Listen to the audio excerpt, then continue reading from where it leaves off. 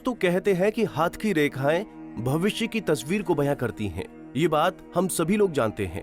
हाथ में अगर शुभ रेखाएं होती हैं तो हमें शुभ फल प्राप्त होते हैं और अशुभ रेखाएं होने पर हमें किसी भी कार्य में सफलता नहीं मिलती और धन की तंगी रहती है, करियर में पीछे हो जाते हैं और दाम्पत्य जीवन में भी परेशानियां आने लगती हैं। लेकिन क्या आप इन अशुभ रेखाओं के बारे में जानते हैं?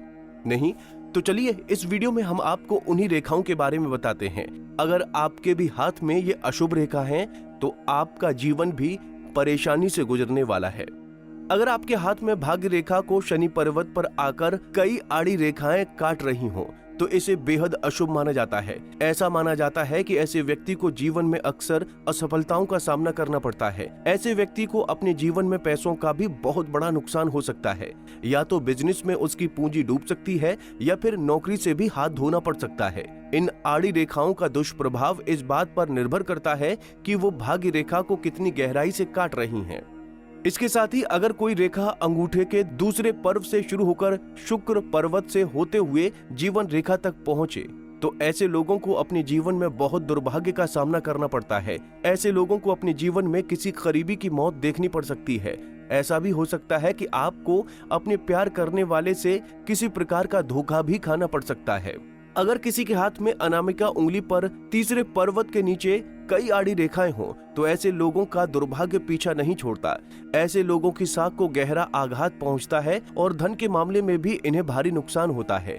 यहाँ तक कि अगर किसी के हाथ में शुभ रेखाएं भी हैं तो भी ये वाली अशुभ रेखा होने पर बुरी किस्मत उसका पीछा नहीं छोड़ती।